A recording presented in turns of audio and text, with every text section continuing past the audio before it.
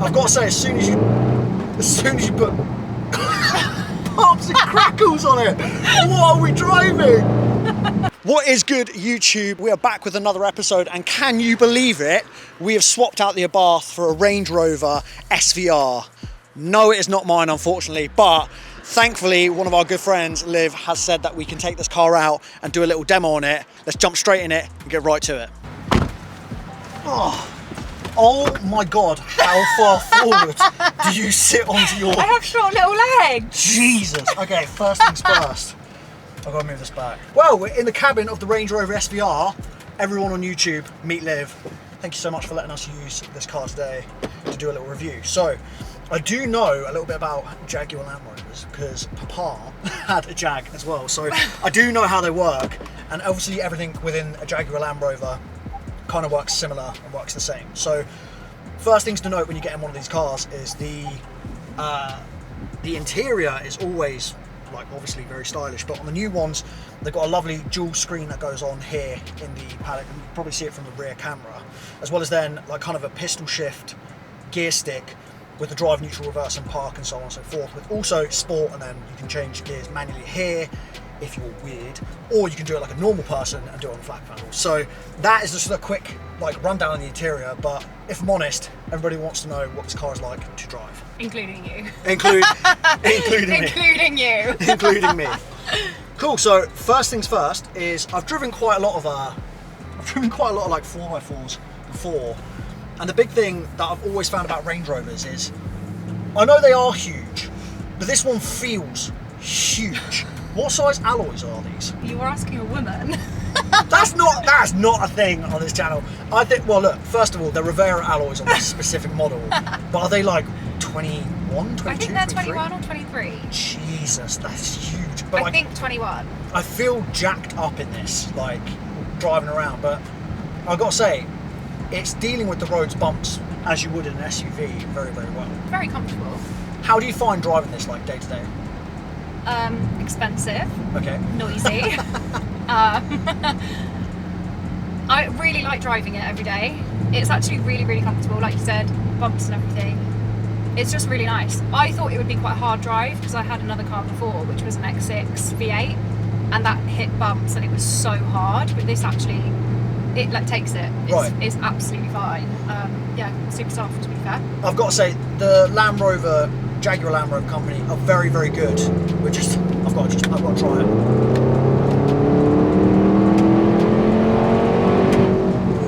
So is this decat? Yeah. What's the exhaust that's on it? I have no idea. Again, why are you asking me? It just looks pretty. It looks pretty, it sounds pretty. It's so it looks good. pretty, it sounds pretty, and that's all I care about. I've got to say, as soon as you put pops and crackles on it, what are we driving? Oh my God, you're such an asbo. I don't really have a pop and bang map on this. I'm genuinely a chav. Unbelievable. Yeah. A lot of the super SUVs, although they're quite large, as soon as you do put your foot down, they move. So like, for instance, this one, if I bang it into sport, I'm guessing, is this going to be where it's going to give me automatic? Good Lord. Yeah, there it is. Like, oh my God, the noise from the cabin. I've got to say, whatever you've done to this, Liv, like adding the decat, I thought was going to be a bit crazy, but like, just like those downshifts as well before going into a corner. Oh my God. If there's one thing you'll know about me, and you know me pretty well, I don't do things in halves. Absolutely not. If you're doing it, you've got to do it. Yeah, exactly. Oh my God. That pop and bang is just absolutely unreal. So for those who don't know much about the Range Rover SVR, this is a 5-litre V8, 575 brake horsepower. The car weighs just over a little over 2 tons at 2.3 kilos. And it's also, going back to the power, has 700 Newton meter torque on an all-wheel drive system. So match that with this ZF gearbox that has 8 speeds. You can comfortably cruise like we were just talking about, where you can easily just go down some nice like country lanes, you can just eat the miles in it. As well as, I've got to say, the Jaguar Land Rover seats, the quilted leather seats, are the absolute nuts. this is a comfortable car to drive. I It's can lovely. see why you daily this. Which as well, this is Liv's daily car. Like, it's definitely an upgrade from the above, for sure. But if anybody's looking to buy something like this, the reason I'm talking about this car right now is because it's really interesting looking at the market. If you go onto Auto Trader and you look at something like the sister of this car, the F-Pace SVR, or you look at this Range Rover SVR, they have gone down in price to the point where they actually are, and I'm going to put quotes before people start having a go at me, they are actually affordable to buy compared to when they came out on the market. The running costs, though, as Liv said, might be a little bit more expensive, for sure. But in terms of buying a daily where you've got pretty much a well-rounded car, and will definitely disagree with me, he'll tell me to go buy an Alfa Giulia or a Stelvio QV, but in my eyes, if you want a big SUV that's super practical, you've got lots of space, huge boot space, but then you can also drive it around like you're in a supercar, this one is the favourite of everybody who's looking up these cars online. And the reason I wanted to do this video, not only to talk about the fact that Liv's put this insane exhaust on it, this 575 brake horsepower through it, but to also just bring a little bit of knowledge about these cars that other YouTubers might not do. The way that the power delivers in this car is actually very, very smooth. I was expecting something a little bit more aggressive. Like, I drove an Alfa Stelvio QV, and okay, that thing was remapped on 620 brake horsepower, but we're only talking about 50 brake horsepower difference to this car, but the way it delivered the power was frightening. It felt like a small car for the size of it, and I do know, before everybody jumps on my back about this, I do know it's a smaller vehicle than this one, but the way this is set up and the way it delivers the power to the road gives you complete confidence to use that 575 brake.